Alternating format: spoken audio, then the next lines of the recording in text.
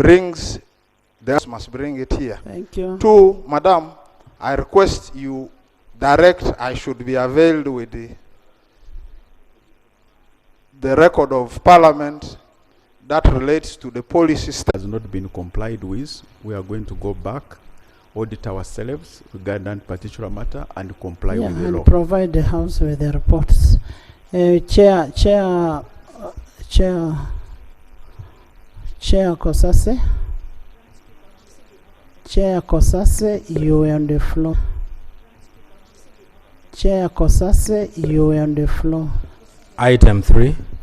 Motion for adoption of the report of the Public Accounts Committee on Commission, Statutory Authorities and State Enterprises, on the report of the Auditor General on the financial statements of Uganda Revenue Authority Corporate Services for the financial year ended 30th June 2023. Yes, procedure.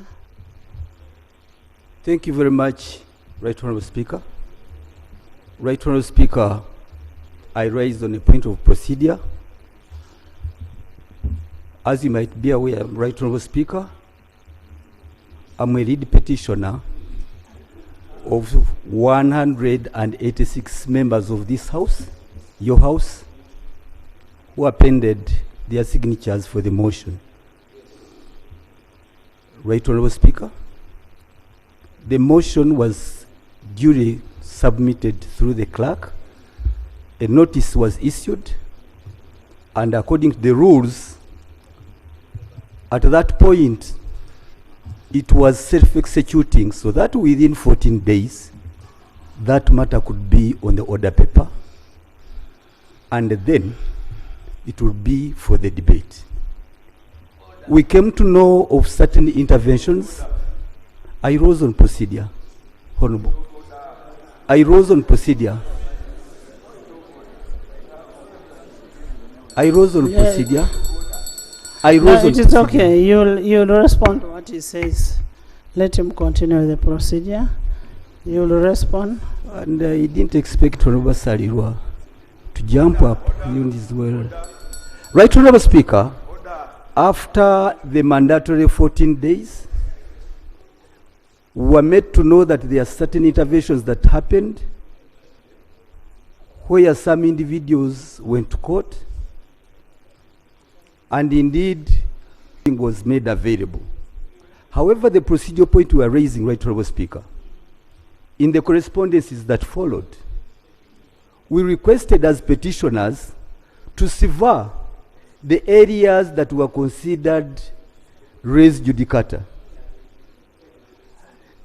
On top of that, Right Honourable Speaker, we expected that the matter would be placed on the order paper so that you may rule against us. We don't say that we must win this, but the matter had to be captured by the...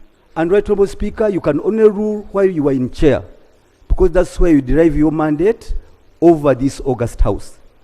Right Honourable Speaker, the procedure point I'm raising is that having gone through all that, and a third of your members, even if they are unreasonable, even if they did not understand much, but there is a point of concern about corruption. They wanted that matter debated by this House. They wanted to have opportunity to remove the commissioners.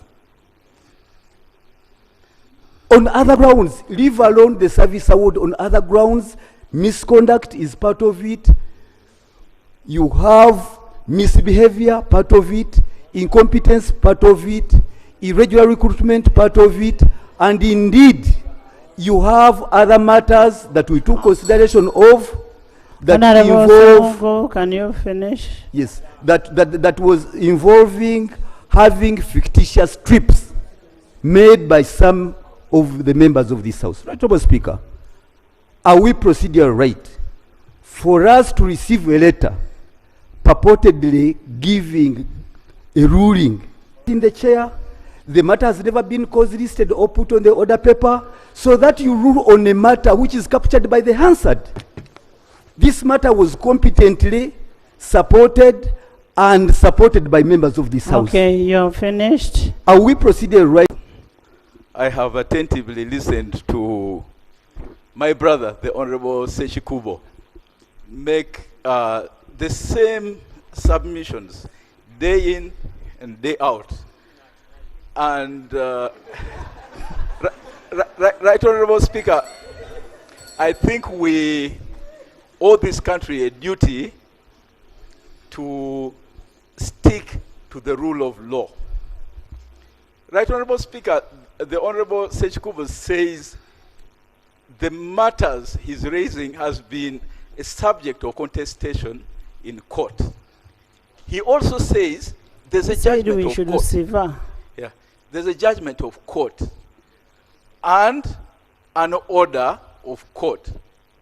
Right, Honorable Speaker, the effect of a matter going to court is that it extinguishes the mandate of this institution to deal with it anymore.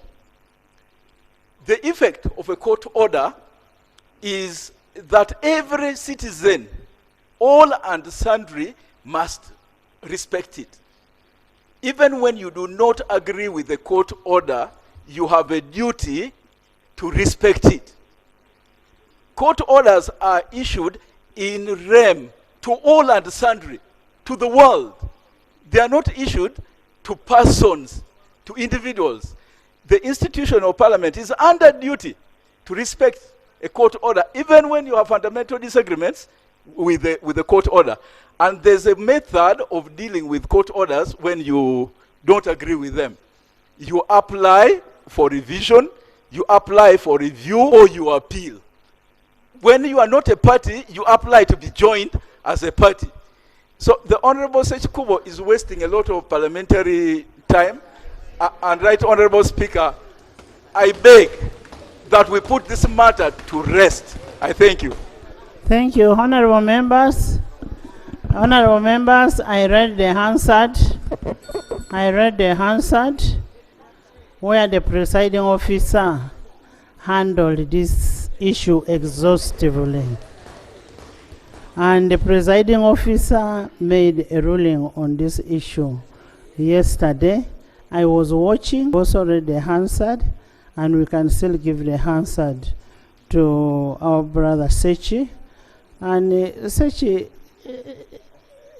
I don't know why you should insist on this thing. You can have better ways of handling. And as I've told you, we are moving to we are late because of this kind of interruptions. Today, Honorable Segona has 10 reports from Kosase. 10 reports to do this. Then we may not even finish work in this session. Honorable Kiro, you have something? I want to thank you, Right Honorable Speaker. Right Honorable Speaker, I want to agree with the submission of my land colleague, Honorable Fox. But very importantly, colleagues, when we set down the rules of procedure, these are handmaids of justice. They're supposed to help us, to guide us on how we can conduct business. I want to agree that one, there is a decision that has been made by the presiding officer. However regular or irregular the decision can be, there's a decision that has been taken on that chair. But what is very important for us to note, Right Honorable Speaker, and I want to seek your indulgence in this, I want to help my senior colleague, Honorable Sechi Kubo. Fortunately, at the time I was doing law school, I happened to be a supervisor.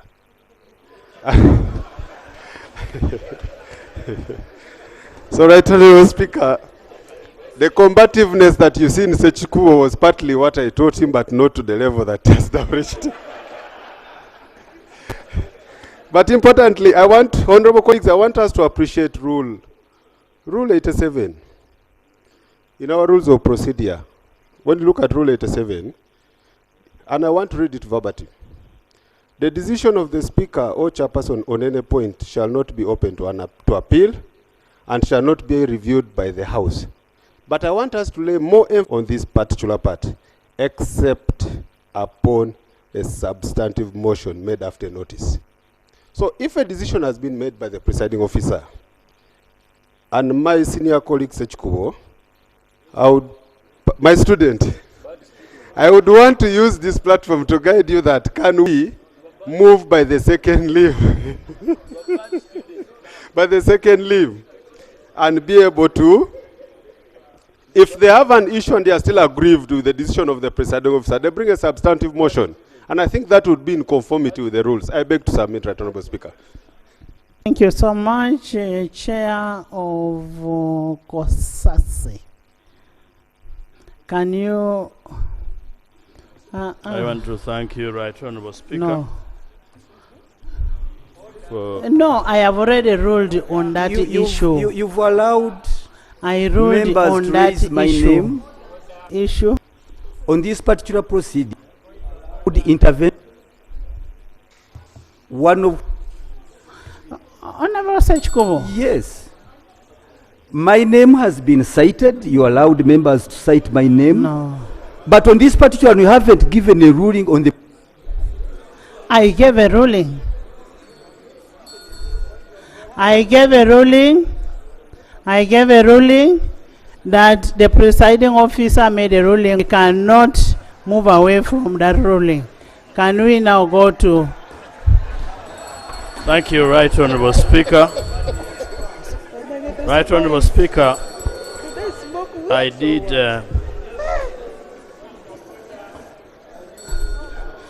Honourable Sechkubo. Because it's too much.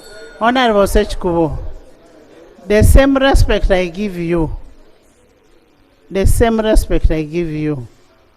please, can we move to the next item? Don't push me into a corner. Aliona will give